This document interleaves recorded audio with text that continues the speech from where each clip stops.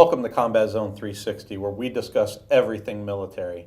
Today with us, we have our local Staten Island Navy recruiting office, Petty Officer Second Class Kerlock and Petty Officer First Class, I think I mixed that up, Arnold.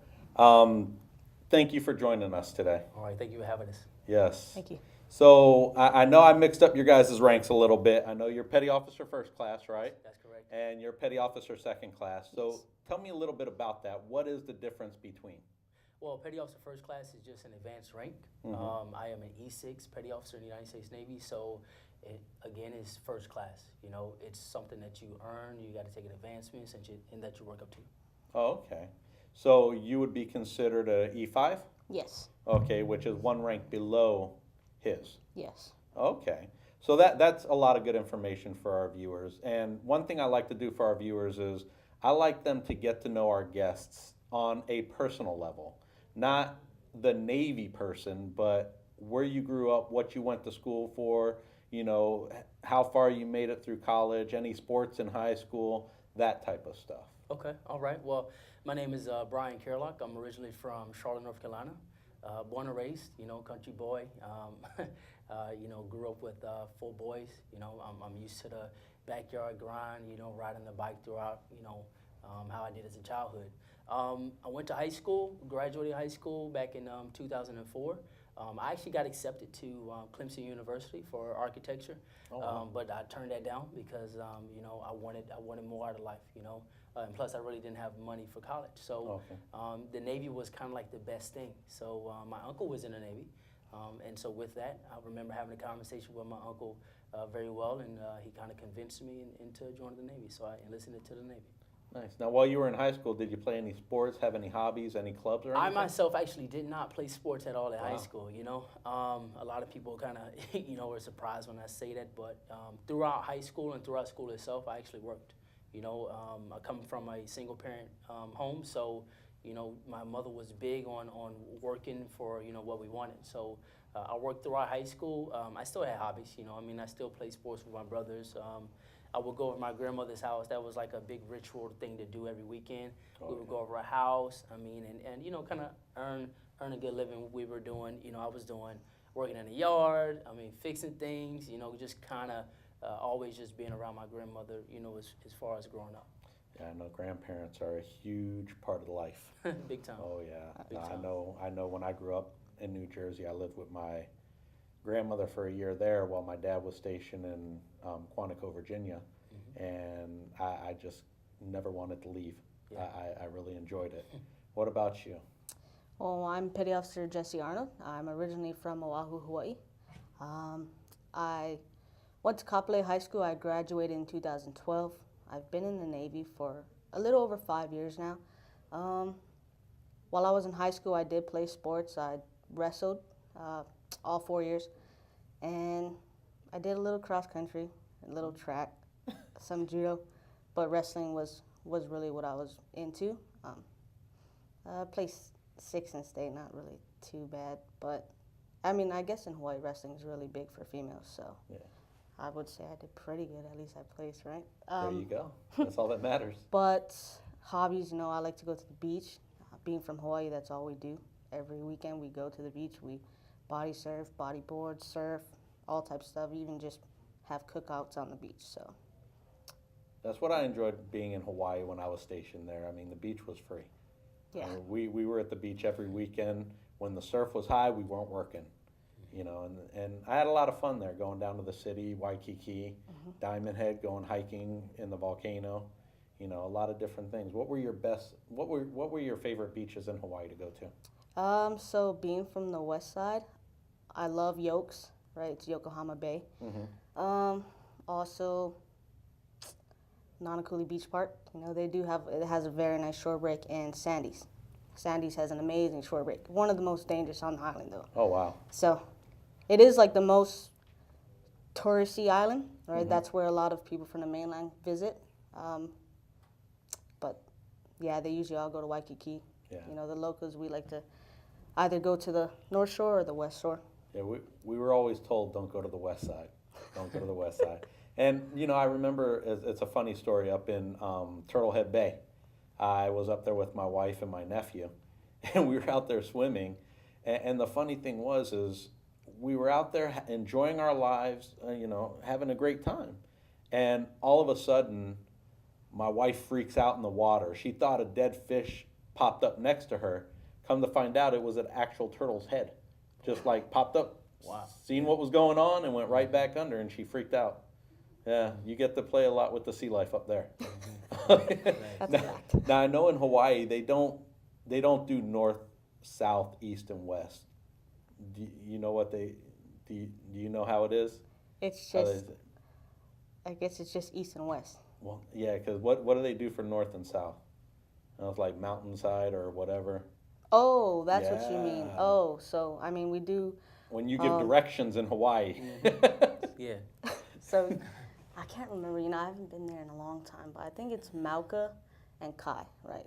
Yeah. So that's how they pretty much like the mountains and the ocean. Yep, That's how yep. they do it. Yeah. So a windward, leeward side. There you go. That's what they yeah. do. So like the west side would be like the leeward side, and then the east side would be like the windward side. Yeah, so. back when I was stationed there, I remember all that. It was awesome. I had a great time there.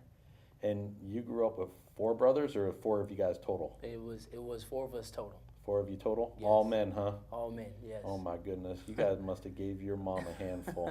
We did, and Wow. but you know what? We take care of our mother. Hey. She's our heart. So Yeah, at Yeah. least you had 4 guys to take care of her. that's right. That's awesome.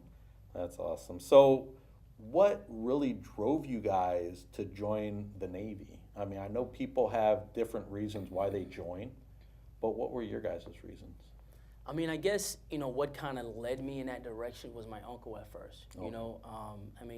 I remember, oh man, back when I was 10, he had came home in his dress whites. He had came home, he was on leave, and he actually had a pretty girl with him. She was from... All about the girls, huh? She was from, I'm just being honest, Yeah. She was from Indonesia, he's actually still married to her. Yeah. But I remember that, and so when I spoke to him on the phone, when I was considering the military, Mm-hmm. he was talking about the Navy and so on and so forth. So he was my big influencer. As far as why I stayed in, really it's just to travel. So experiencing that, because of course you're gonna come in the Navy initially, and you have your enlistment, and sometimes that term is up, and you may want to find something else. Mm-hmm. But staying in, really, I realized travel was the biggest influencer as far as longevity within the Navy. And where all have you been with the Navy? Oh, so many places. So a lot, huh? just to name a few that would Stick out? would be Dubai, been in Rose, Greece, and in Perth, Australia. Oh, wow. Yep. What about you? So I joined the Navy just to get off that rock, I guess. Being from Hawaii, it's a very small Leave beautiful Hawaii? island. People want to go there, but people on the island want to travel, right? So I wanted to travel. I also wanted to go to college, right? But I didn't have money for college, so I chose the free school route, free travel route. I've been to a lot of places with the Navy, and that's something I really appreciate. I also just re-enlisted for another 5 years, so I'll be here for a while before I even consider getting out, which I doubt. Oh, wow. I love the experience of the Navy. I've been places that people my age wouldn't be able to imagine going. I mean, I'm only 23, and I feel like I'm in a good place where I'm at in life right now. So, What was the best place you've been? The most memorable for you? let's see. I've been to quite a few places. I'd say Italy. Italy? Italy was nice. There's a lot of sites out there. What stood out? I went to Pompeii. Pompeii. So, Okay. so Wow. A little bit of history. yeah, so I saw the city. It was pretty cool. Their lemons are huge. Right. Real- Their lemons are huge. Their lemons are like the size of my head. Oh my God. They're huge. I don't know. I wonder how they got so big. Yeah. So if you could really tell something that is very interesting about your Navy experience, kind of like your Navy story, how would you tell it? I would probably tell it in my engineering experience. Okay. Would be, working on an engine. I remember being underway, working on an engine, back in, 2008, and we needed a new turbo. So we had to, the turbo is probably 3 times the size of this table. So Wow. it would, have to be overhauled. You have to, go through the manual, get to all the parts, take the turbo out. We're dead in water too, so this engine has to come up. And we had, roughly, less than 4 hours to get it back up, and we replaced the turbo, got it out, unhauled it, put it on a top weather deck, put another one in, and starting that engine up, man, was probably one of the proudest moments I've had, knowing that I impacted the Navy that way, and our ship just got underway. So we actually received an award for that. So that's probably one of the best experiences. My question is, how did you get a turbo three times the size of this table out to the main deck? It's a lot to it. So we have haul chains, Okay. and the turbo has like little links that you would have to screw in and attach to. I mean, there's a lot of variances to it. We would have to take the overhead. It comes apart. Mm-hmm. So one of the engine overheads, we had to actually take 2 of them out, haul it up. So I mean, it did take a lot of work, but we got the turbo in, and I mean, just that experience itself, getting that engine back up, knowing that I was able to impact and have the ship moving. Wow. Was exciting. And what about your Navy story? So, my Navy story. When somebody's sitting in front of you and you got to tell them your Navy story, what are you going to tell them? I'm pretty much going to start with the fact that I'm an aviation ordnanceman. Right? Okay. We have a very prideful rate. So what my job entails is assembly and disassembly of weapons, right? So I'll go back to my 2016 deployment, right? I was on the C-Van 69, the Dwight D. Eisenhower, and we dropped over 1,000 bombs. And the fact that I participated in the assembly, of those bombs, it makes me feel good, right? I mean, not to a certain extent, right? to a certain extent, but it's just the fact that, I'm doing this for my country. I signed up to defend my country, and I guess that's what I would talk about is my 2016 deployment. I mean, yeah, you're sitting here dropping, the ordnance on the land, but, and I'm sure it's not 100% of happiness about that, but the thing is, it's like you did your job and you did it well. Mm-hmm. It's the same thing. So you just got to be proud of what you do. Yeah. Mm-hmm. Yeah, definitely. So what with the benefits? I know the Navy has a lot of benefits. I know the Army has a lot of benefits. The military has a lot of benefits as a whole. What type of benefits do you guys have, and what really stands out for the Navy? As a sailor, you're going to be seagoing.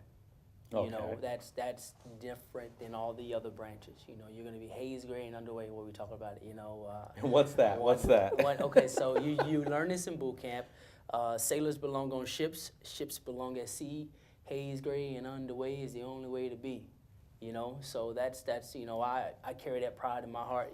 Still to this day. So as a sailor, you're going to be haze gray and underway, right? You're going to be out at sea. The good benefit though for that, and other branches don't have, is what's called sea pay.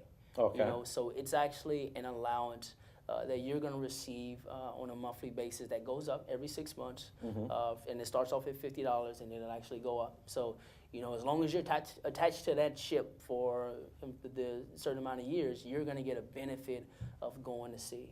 So that's another additional pay. And it's really kind of like a bonus. Not a lot of sailors even expect it, so it just comes in as a bonus. Nice. And is there any benefits that you could think of? What meant the most for you and benefits of you joining the Navy? The Navy specifically, Mm-hmm. I guess it would be sea pay too. Yeah. Being on that ship for 5 years, there's pretty much the pay is like what you look forward to. Just getting that extra allowance. Yeah. Just for being attached to that ship. You may not be out to sea for 5 years, but being attached to that ship, that's like entitled. So you get it no matter what, if you're on land or right. out at sea, Yeah. you get it just because you're attached to that ship. Yeah. That's pretty awesome. Just to clear the air on what she said about being on a ship at 5 years, I hate for people to get confused. You're Yes, not on yes. a ship for 5 years in all, right, is really typically based off your enlistment. Okay. So that means you're assigned to the ship. Like that's your assigned workplace. That's who you work for. So Gotcha. she worked for the Dwight Eisenhower. Eisenhower, right? So she was there for 5 years. So whatever operations is going to happen within that 5 years, she's going to be assigned and attached to it. So Okay. that means she receives C pay, and again, that's a $50 bonus. Hey, why not? Right, and it goes up every 6 months. So, I mean, when I left from sea duty, I was making $550 a month just from sea pay. Extra. Just from sea pay, right? Wow. And it's because I was attached to a ship. So That's it's awesome. good. Yeah. That's awesome. Now, if you guys had an applicant walk in, somebody who was looking for information for the Navy, somebody who was interested in joining the Navy, what would you expect from them? Oh, wow. Okay. That's a great question. Yeah. So, right now the Navy.com has a lot of information. Has videos, have even some commercials still that are up to date, as well as careers and jobs and bonuses and how to join the Navy, what to expect. So if an applicant was to walk in, I would want them first to look online. Okay. Look online because there's so much information out there that's already ready available to you. So when they come to us, I would like to just clarify what they read online and for us, in a sense, kind of be ready to gather as much more information if possible, but more so be ready to process. So basically, if they had any questions about what they saw online, Yes. you would be there able to answer them. Yes, sir. Okay. Yeah. And, for that, in return, how would they be treated when they did walk in? How could they expect to be treated? I mean, with the best customer service, of course. I mean, we uphold the Navy tradition, honor, courage, commitment. I know there's a stigma out there that people believe that recruiters fabricate stories or how the process goes. I mean, we're all here for information and getting them through the process. With just with the perfect respect that we have for our civilians. So at the end of the day, they're going to get the best customer service that we have to offer. Okay, no, I agree, because when I had people come into my office when I ran Army recruiting offices or I was an Army recruiter, I wasn't there to process them into the Army. Yeah. I was there to educate them so they can make that decision on Yes. what direction in life they wanted to take. That's correct. So a lot of civilians, how the military calls them, they come in and recruiters do have a stigma. We have that stigma of we're all liars. That's correct, yeah. And we're going to tell them what they want to hear Yeah. just to get them in. Yeah. But now, don't get me wrong, some of those recruiters are out there. Of course, yeah. One bad apple in the bunch ruins the batch, It does, yeah. But that's why it's very important they find that one recruiter that they can get along with, adapt to, and really trust. So they need to get to know their recruiter just as well as getting to know the Navy, the Yes. Marines, the Army, Yes. whoever they're going to talk to. So I agree with you there. We're there to educate. We're not there to process right away. When I go to a high school, I educate. When I go sit down at a home, I educate. And that's the whole process. Yeah. So when you say Gold Star, treatment, when they walk in there, they're going to be treated with the utmost respect. That's correct, yes. They're going to, like I used to call it, when I dealt with an applicant, I gave them the red carpet treatment.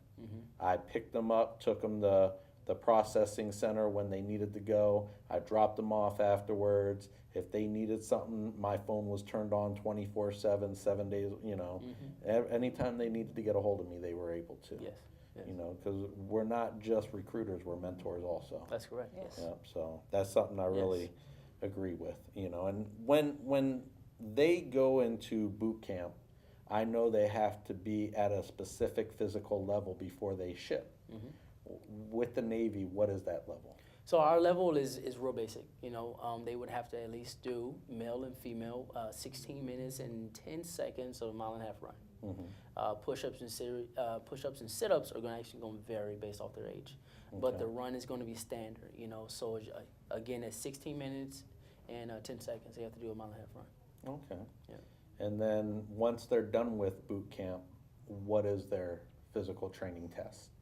Their physical training test, again, is going to be based off their age. So, Okay. so it's going to be, better than 16 minutes and 10 seconds. So I can have an example for you. For like an 18-year-old male, after basic training, it's going to be about 12 flat.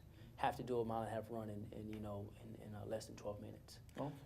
And push-ups and sit-ups, a little more than 50 push-ups, 50 sit-ups. So I'm I mean, it's too basic. old for that now. I mean, it's pretty basic though. Okay, good. And with that, are they just getting by, or are they maxing their PT test?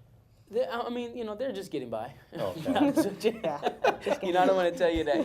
Just scraping by there. That's it. So now when they do join, we do have a program Mm-hmm. where we provide, physical training. So we prepare them to be better than 16 minutes. 16 minutes will, in a sense, probably be walking fast, right? Yeah. So, we get them prepared. So that just bought them 6 more months in the Navy. That's it, right? Yeah. Yes. So what is a day in boot camp like for you guys? I'll let you answer this one. boot camp. Yes. Boy, let me think back. Well, it's a Think lot back of hard. a lot of yelling, right? A lot of rules. But you have to think about it. The RDCs are there to mold you from a civilian to a sailor. And what is an RDC? So it's a recruit division commander. Okay. I believe that's what RDC stands for. They're sailors just like us, Mm-hmm. and it's a special billet that they take up. They volunteer to do that job. People just need to understand that boot camp will vary. People are different. How you handle rules are different. It's really just about how you can comply, how well you can follow rules, and how well you can adapt to your surrounding environment, I guess I should say. So it really varies. Me going through boot camp, I guess it was pretty easy because I followed the rules. I wasn't one of those people getting, yelled at, screamed at. Thank God, because people have gone through it, right? Oh, yeah. So I saw that and I was like, oh no, I'm not trying to be. I'm not trying to do that. I don't want any more physical activity than I need to, right? Because we call it like beat, right? When people get in trouble, they're like, oh, on a tow line, on your face, all this type of stuff. And I wasn't trying to deal with that. I used to tell my recruits, I'm like, can you get yelled at? Yeah. I get yelled at by my mom and dad all the time. Okay. That block's checked. Uh-huh. Can you do physical exercise? Yeah. Okay. You're good. It's going to be the worst 10 weeks of your life. Yeah. That's all you need to know. And if they have that mentality, it's not that bad. Exactly. Not that bad at all. It's not that bad. If they sit there and they realize that that's their job Yeah. and it's what they signed up for, Yeah. then it's going to be a breeze. Exactly. So what is a typical day in the Navy? So a typical day in the Navy would be you would generally go to PT first. PT is generally about 5:30 to 7. Okay. So you would report to quarters about 0900. Based off your job, you're going to have a plan of the day. So your leadership or your supervisor, we call them LPO, leading petty officer, will put your plan of the day out. Again, depending on the job, so I would say if, back when I was an engineer, they put the plan of the day out. You would have a list of either PMS checks to do, workups. Workups are whether you're operating some type of equipment, to make sure that's operating, or PMS is preventive maintenance, and that's where you're just doing maintenance workups on that. As well, you may also have like a work kit, meaning that you may have to change out a part, replace the part, and again, there's maintenance to do on that, While a ship is in port, any sailor and every sailor is making sure that ship is ready to deploy anytime, it's called to do so. So you're just maintaining the equipment. If you're underway, you're operating the equipment to make sure that the ship is operating. It's still moving, operations is moving as normal. You're gonna have lunchtime, if you're underway, you're gonna have shift work.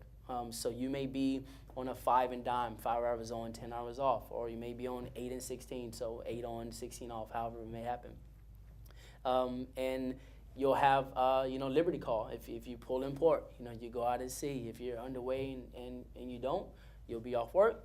You can, kind of do what you want, when you're off. There's a lot of options that you can do while you're in the service. So it's really just like having a regular job. You know, we have 69 careers. All of them are civilian equivalent. So you can do something generally in the Navy as well on the outside. The only difference is you're on a ship, you're underway, you're in a different country doing it. Wow. So what I know you were talking about 5 hours on, 10 hours off, 8 hours on, 16 hours off. Yes. So the rumor that I heard, the 12 and 12 doesn't happen day shift, night shift. It doesn't. It doesn't generally happen. Okay. It really just depends on the type of operations that's being dealt. Gotcha. You know, so it depends on where the ship is at, what's going on for that to happen. Okay. But no, generally speaking, you're not going to have a 12-hour on, 12-hour off work schedule. Now, how are the sleeping quarters on the ship? Oh, lovely. Lovely? Lovely. Yes, lovely. So imagine, again, you're on a ship. Yep. You're in water, right? You're rocking. You know what I mean? So you are in your rack, and I mean, it's probably the best sleep I've had ever in life. I mean, you know, to be honest, I mean, you know, you have your rack, you have your space. It's Rocks you like a it's baby, pitch black. You know, so I've never had a bad experience sleeping underway on a ship. Now, how close are the sleeping quarters on a ship? I mean, they're close. Have you? Okay. I mean, on my last ship, it varies, I guess, between berthings. What's that? So it's the living quarters for Okay. the, Yeah. you know, whether it be females, males, depending on your job, like being in weapons department, or the weapons department females we had our own berthing versus the air department females who had their berthing. Gotcha. Pretty much it was a 6-man cube, so it's like a bunk bed pretty much. Okay. And then, but it's like a 3-high bunk bed, so Gotcha. everyone gets their own rack. That's your space. No one touches your stuff, right? That's like a rule. You know, don't touch anybody else's stuff. But yeah, sleeping in a rack was by far the greatest sleep I've ever had in my life. So really quick, I know I've asked everybody I've had on the show this question. What is your worst and best experience in the Navy? I had a lot of really good friends on my last ship, and I'm still friends with them to this day. They're like my best friends, and you know, when you hit port, like he said, you get to do what you want to do. So we did a lot of sightseeing, a lot of hanging out, pretty much just seeing the area, and it was amazing. That's something I wouldn't, I wouldn't trade for anything. The experiences that I've, gone through with my friends, the worst experience, I guess, would be like a mishap on the ship. One of our underways, one of our cables snapped on the flight deck. So being weapons department, we have to man up the elevators to make sure everyone gets down safely. So that was probably like one of the worst experiences. You have your junior sailors running around, like panicking, like what do we do? And then it's like, calm down. We train for this, and then they all, they get into their zone, and then we man up the elevators. So everyone made it down safely. There were some injuries, but once we calmed them down, like this is your job. Yeah. They were like, all right, that's correct. I trained for this. Boom, they jumped right into what they were supposed to do, but it was probably one of the worst experiences. Just seeing that happen is like, oh man. So it happens. Good comes with the bad. I know not everything's smelling roses in any branch, but I would love to thank you guys for coming on the show, and please come back at a later date. And if you could bring some future sailors, definitely. I would love to ask them what drove them to make this decision in life. Awesome. All right. Will do. Thank you guys very much. Thank you for having us. thank you. Yes, and I would love to thank you guys for viewing in. Remember, if you see anybody out there wearing a uniform, make sure you thank them. And until next time, make sure you thank a veteran.